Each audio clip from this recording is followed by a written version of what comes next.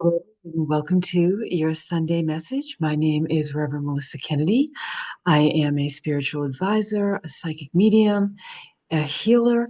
I help people to heal themselves from the inside. All of those things that might keep us stuck or in those places and spaces in our mind where we don't really need to be.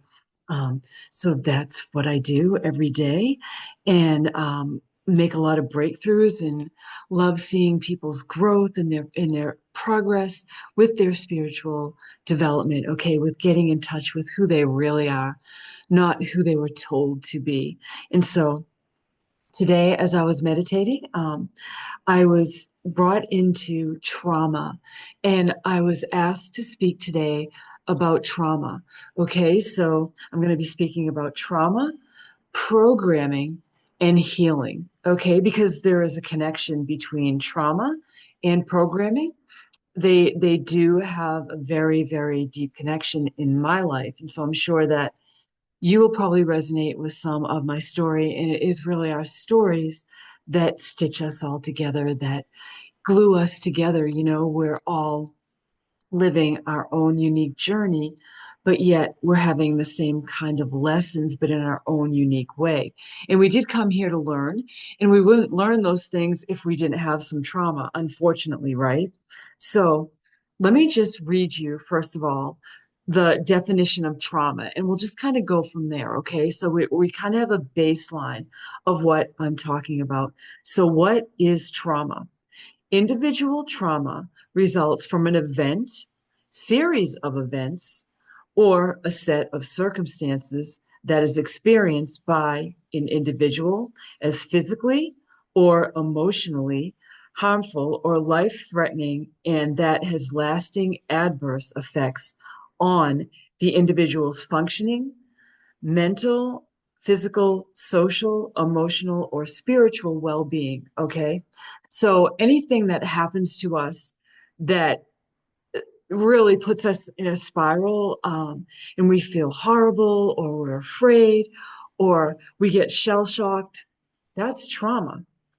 And so let me bring you into my process in identifying and even understanding trauma. So I was raised in a very functional home. Okay. Both parents were home.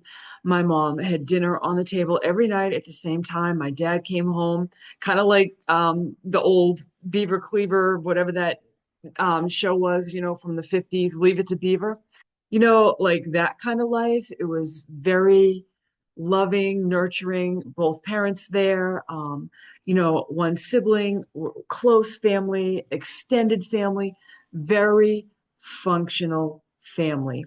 No drama. I didn't even know what drama was probably till in the 90s, okay? Like late 90s, early 2000s. You know, drama wasn't even a thing. You just things happened and you just went on. You didn't sit there talking about it all the time or talking about the people that were experiencing it. You were empathetic. You tried to help, whatever. That's how it was dealt. Whole different world now. But I was under the impression that I had no trauma. And so when I started to really open up spiritually in my spiritual journey, my guides, angels, universe kept bringing me back to certain places in my life where I had trauma. And I was like, why am I going back into all of these memories?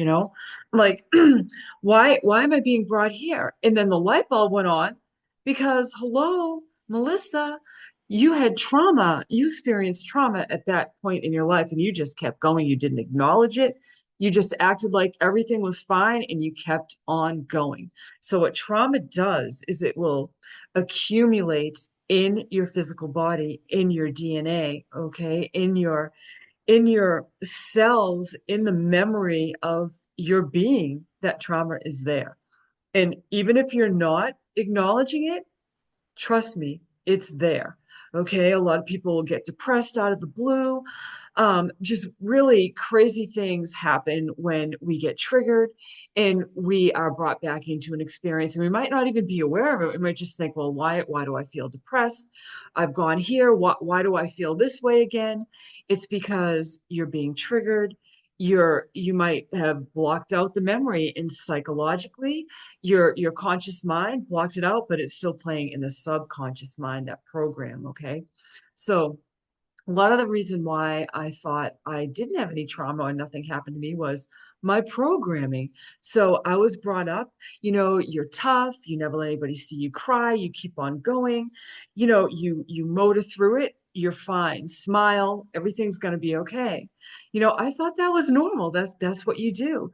You're struggling, you feel frustrated, you kind of smile your way through it, you keep going. And I'm not saying that's a bad thing, because humor is a good thing. It's been my saving grace in a lot of ways for things that I've been through in my life, that I can find the silver lining, or something to laugh about, even in the most dismal of situations. Okay. So, and that's a gift, really. People might think it's off the wall, nutty, but to me, it's a gift, because even though you're experiencing it, it lifts your frequency, it raises your vibration in that moment, and you're not like being consumed and buried by whatever that traumatic experience is. So the programming has a lot to do with how you were told to react and act. And so we start to unpeel the onion, take the layers off and get underneath the surface of all of this. And so through my healing journey, and we're never done healing. So just get that through your head. As long as we are living, breathing on this planet, we're going to be processing emotions. We're going to get traumatized, and we're going to have to heal from it. So how do we heal? We ask for help, we get support, we share our feelings. Okay, even if it takes you to experience it and look at yourself and say, oh wow, this is rough. Look at yourself in the mirror and say, I love you, you're strong, you're going to get through this. Okay, anything we can do to get through trauma in a positive way, we need to take the reins ourselves, but we do always ultimately need help from someone else to understand that we've been traumatized in some way. And if you are like me and think, my life is perfect, I never had anything happen to me, I'm good. I'm here to tell you that from the moment we are conceived and we are being built inside of our mother's womb, we are being subjected to some kind of stimulus or trauma, because if our mom's having a bad day, we're going to feel her emotions. If she gets upset, we're going to feel that. We're being programmed into these memories, in this energy, and these feelings, even before we're born. And then we're born. We go from this very safe place, this cocoon, this safe place where we're floating around, and everything's great. And then we are literally thrust out into the world, right? And back in the day, what was the first thing they would do when a baby was born? Spank it on the bottom. There's some more trauma for you. It's bright, it's cold, these hands are holding you, you're slippery, you're right from the beginning. We are experiencing some kind of trauma, right? You know, again, you don't really think of these things until you start your healing process, and identifying in your guides, angels, universe, bringing you back to certain places in your life where you're being shown, you're getting the same kind of thing happening to you in the now, and you're like, why is this happening to me now, and why am I being brought back to like when I was 7 years old, or whatever age you are? It's because you're being called to acknowledge that you didn't stop, you didn't take the time to heal, to express, you just motored through it. So it's super important that you find someone to work with, that whether it's a therapist or a psychic counselor, someone that's going to listen to you, someone that's going to be empathetic, someone that's going to understand where you're coming from, even if they don't fully understand what you've been through, because they've never experienced it themselves. They're still understanding you, your feelings, and your emotions. So, so important, because we are seen. We are here. We're meant to be seen by other people. We're meant to be understood. So if you don't have those people in your life, you best be finding a few of those to help you to understand that you are seen, understood, felt, and it's okay. And I always tell people, like we'll get into a session and they'll start to cry and they're like, I don't know why this has happened to me. I never. Well, that's the problem. We never let go. We never release. So we're like, we're so stiff and tense and we're not going to let it go. But then they get into this space and we're working on this healing and they start to cry. And I always say to people, you know, when we have tears, they are miraculous.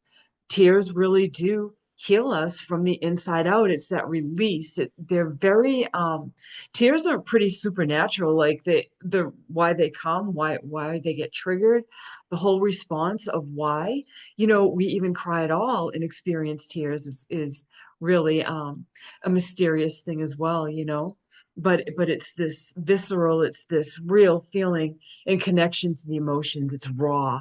And so we cry and we release it. And sometimes after we cry and let it out, we feel so great. It's renewal, that water, it's that cleansing, it's that purification of what's in us has been released. And we are now free to go. We've experienced it. And it's gone on a level, but we still might remember it, but we'll always know that we can go back in and offer ourselves some more love and healing.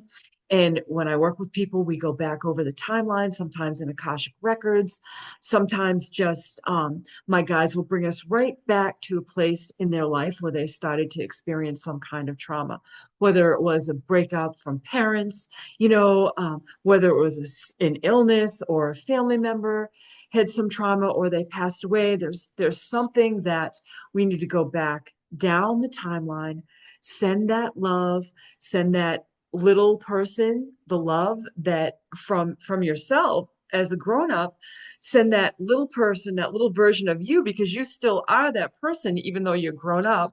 We send that love and I do some clearing and healing, and then we go from that point all the way up, and they'll stop me at all kinds of different places where we're supposed to do more healing. It's just very individual.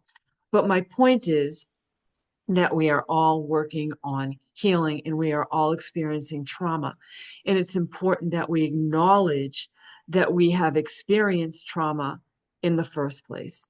We have all experienced some kind of trauma, irregardless of the programming, that you keep going no matter what, that you are fine, you're going to smile, you're going to grit your teeth, you're going to get through it.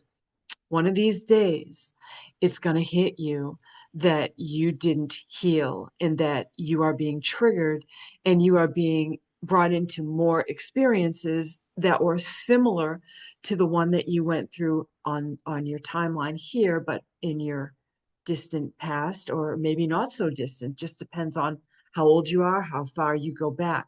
And once you identify that your guides, angels, universe are calling you to heal, then you can begin your healing process, right? And it is a process. And so there's that. And then, so we have so much programming and so much damage can be done. Nobody even has to lay a hand on us. It can be such psychological and emotional turmoil that it can literally damage you for the rest of your life. Just one or two words or a sentence from someone can really traumatize you. And you really have to go back on that experience, but also the person that said it to you, because they didn't know how damaging it was. So know that traumatized people, hurting people always hurt other people. It is just the way it is. For whatever reason, it may be intentional, it might not be intentional, but whatever it is, you have to forgive, and you have to say that person didn't know. They probably weren't treated okay. I'm just going to give that some grace. I'm going to forgive them, because in forgiving someone, you are setting your spirit free. You are setting your mind free. You're setting your soul free. You're setting your physical body free. Everything in you is going to be free when you forgive someone. You're not doing it for them. You're going to do it for you. And you're just going to say, that's their journey, not mine. I am identifying what happened and I am releasing them from that. We did the best we could for whatever reason. We failed. I got traumatized, whether they know it or not. that's not for me to even think about. We can't let anybody have that headspace. But yet, I'm going to share a story with you about what happened to me when I was in elementary school. Because remember what I said earlier, like our stories glue us together. They stitch us together in a beautiful, colorful tapestry because we all are one, even though we're having an individual experience, right? So when I was younger, I was in an art class. So we would, it was elementary school, I think it was first grade. So I remember we got this white paper and then we had to take black ink, okay, and paint over the white. And then you got like a sharp little, it was like a little quill, but it had no ink on it, but it would scratch through the black. And then the white would show through, and then you would have your drawing, right? So it's interesting too that black and white, the dark and the light here, because that's what this story is. So I was so consumed with like the paper, it was shiny and like painting it really perfectly. And I always loved to create and make art and color and paper dolls and just create things, you know. Um, just very, very creative person. So anyway, in this art class, the art teacher, it was a man, and I still remember what he looked like. He was kind of hippie-ish, a little bit heavy set, kind of brown curly hair, kind of long, brown eyes. And I remembered up until that point, you know, I enjoyed art class, like I couldn't wait to go to art. So in my process, I guess I didn't hear like his whole, you know, directions on how we were going to do this art project. Okay. So what it was then we had the little desk back in the day where you put, it was an opening, you know, and you put your stuff in, and there was like a little pencil thing on the front of the desk, but there was like a little hole in the center and you put all your books in there, right? So we were told to put that paper inside the desk, and then you take the pen and you draw whatever it was he asked us to do. So I'm merrily creating, you know, I'm doing my thing. I think I have it all down, you know. And so he goes around to everybody, and I notice, you know, he's going like, "Oh, that's really good. Look at this, look at that." He's like positive reinforcing everyone, and he gets to me. And he looks at it and he goes, "What is that? What did you do? Were you even listening? What?" You know, like he was degrading me, making me feel like I was like this small. Like, and then he said something to me that I'll never forget. "Oh, you will never be an artist," right? And I was sitting there thinking, I'll never be an artist. Oh my gosh. I thought I was an artist. I love art. I love to create. I love to paint. I love to color. I love to draw. I love to go outside and just experience the beauty and then try to recreate it in drawing, and even at a young age, right? So I took that moment into my physical being, into my consciousness, and I thought every time I would be in a creative process, I would hear his voice in my head telling me I would never be an artist. Can you imagine the detriment to my spirit, to my very little being as a first grader, that an authority figure told me that my art was pretty much terrible. I can't remember exactly what he said, but the way he acted was like I kicked him in the stomach. It was so horrible, right? And I still remember what it looked like. It was cute. It was like this little field, and I had flowers, and I had the sun up in the corner, and kind of like this. Um, but anyway, so to my point, um, the thing is, we get programmed, we get conditioned, we get deprogrammed, we get knocked down, we get beat down, and the world teaches us that we aren't the things that we always knew that we were. So I never became an artist, okay, in the fact that I went and studied art, went to school, became an artist, but I always did some kind of art, right? Like early on, I worked with clay, I did sculpture, I used to sell my little sculptures at like expos, like art expos and things like that. So I was using my hands. I still have a kiln. I have two kilns.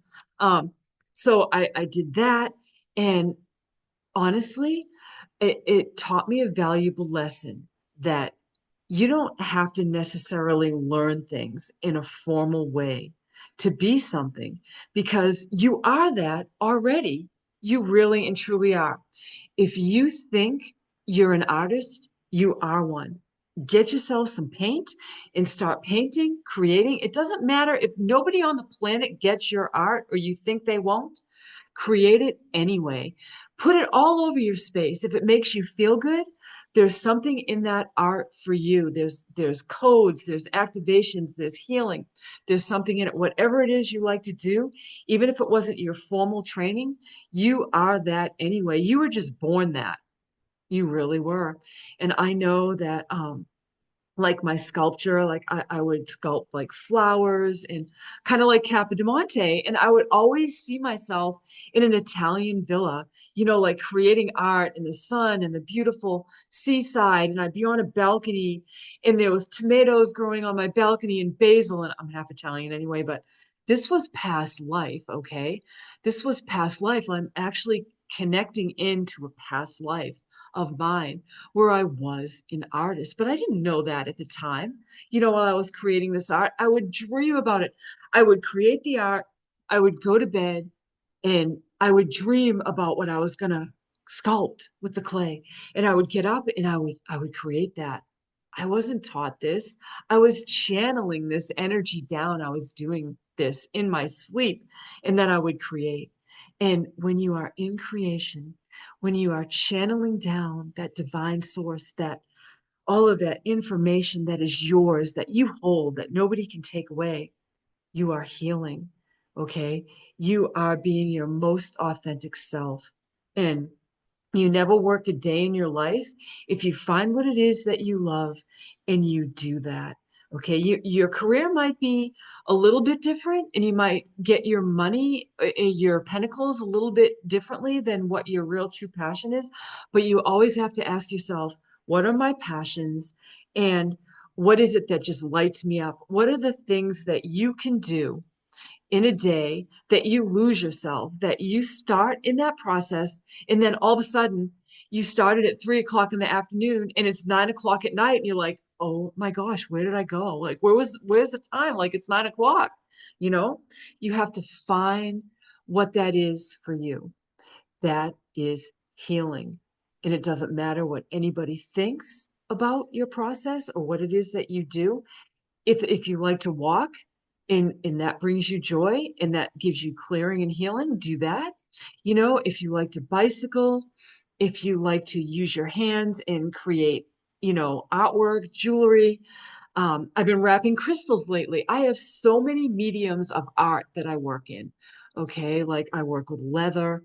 One of my previous businesses prior to me doing my spiritual work as my job, I had a business just refurbishing leather and handbags and repurposing them and making them new and all kinds of things, designer handbags. Okay, so I would refurbish, I would restore, and then I would flip them. Okay, so I did that for many, many years. And it was a hobby more than anything. It was a passion, and I was in my creation too because I love to write. So I would write the descriptions, I would research things. I became pretty much like an expert on Coach bags, okay, because I used to sell a lot of those and restore them. And then I got into the like Bonnie Cashin and her creation, but I would write these beautiful descriptions about the bags, and people would just come and buy from me all the time because they love what I wrote. And then I got to take pictures. So I had a great camera and I set up like a studio. Nobody ever taught me how to do it. I just did it. I set up a studio, I set up a light, I took amazing pictures, okay? And so people were brought in visually. I made what I was selling look fabulous. I wrote the description. I was so much a part of my creation of my business that it's so unreal. I would wake up and I would know that I sold something. I was so connected to my work like that. And that was before I knew, like I wasn't into my full psychic awareness and my full spiritual gifts, right? But I was so connected, like I would feel it and my phone would go off. And I'm like, I knew it. I just sold something. I was sure enough. I'd check on. I'd wake up in the morning and I'd be like, oh yeah, I sold a lot of things last night while I was sleeping, which is the great thing about selling online. You did your work and then you went to bed and you get up and you've sold something. So pack and ship, right? So I was in this beautiful flow of creation, restoring, refurbishing. It was art because I was taking photos.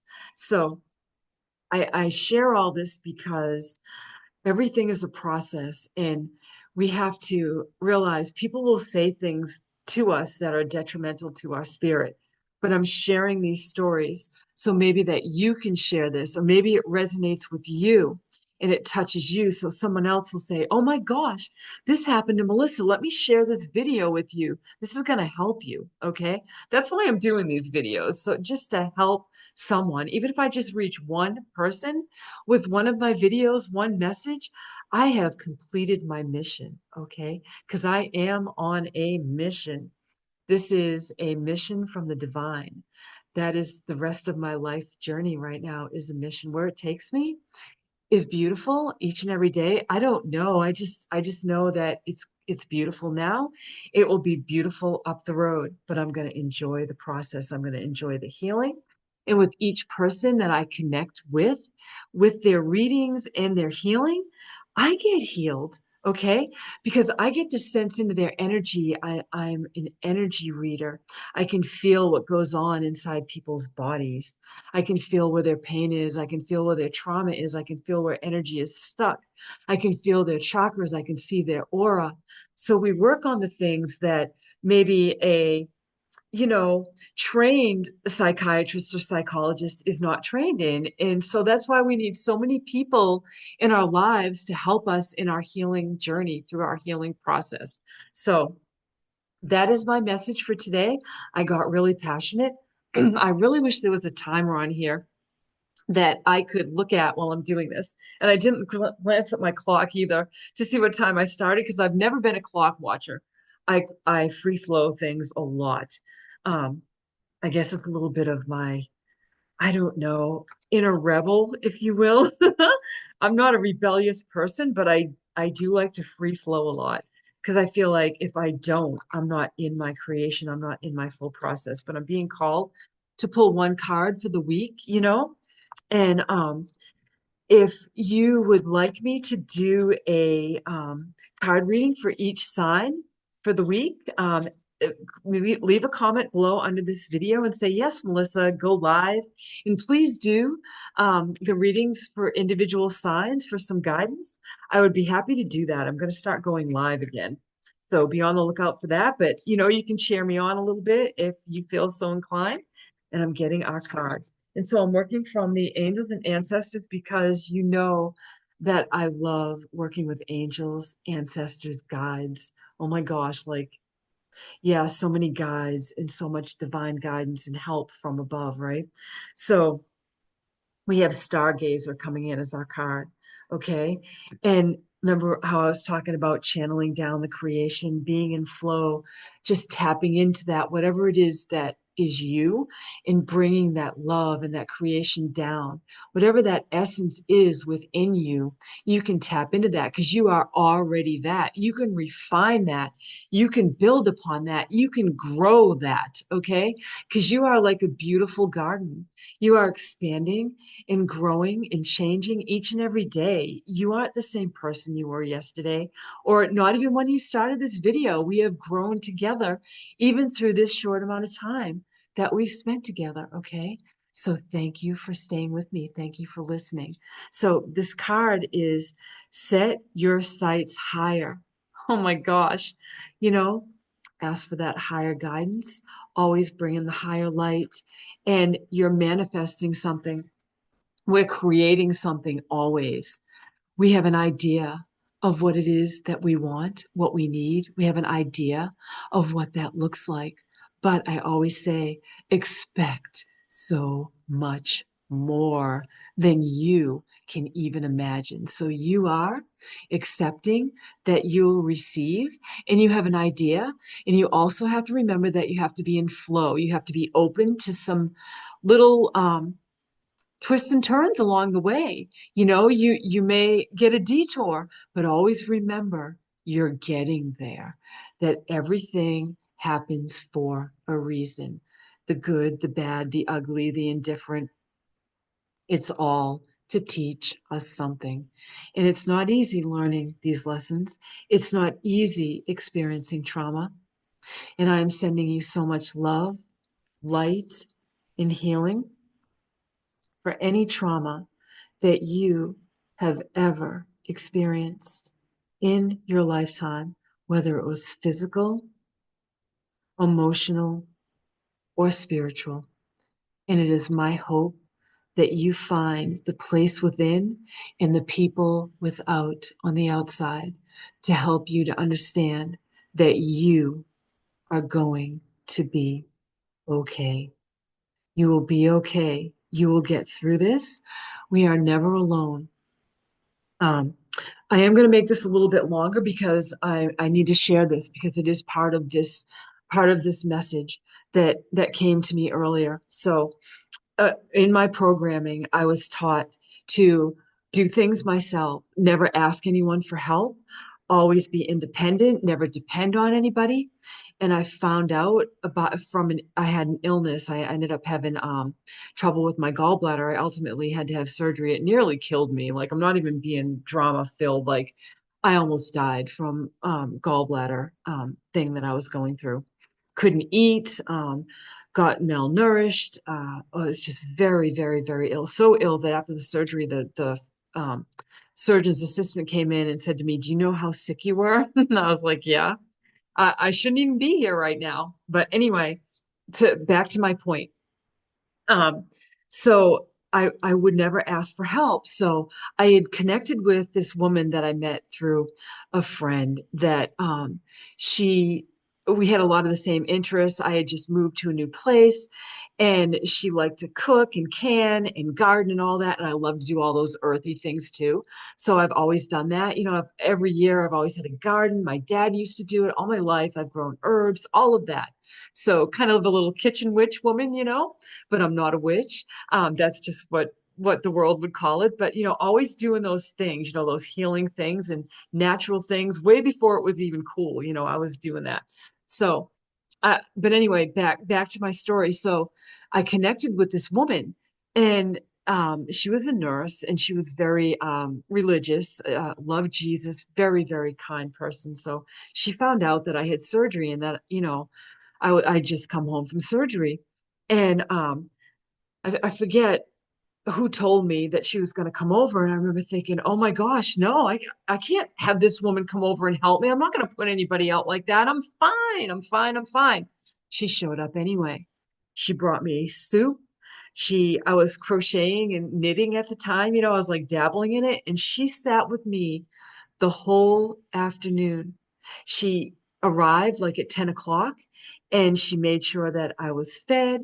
She sat with me. We talked. She spent that time with me and I will never forget it. And it made me realize that, you know what? People need to feel needed.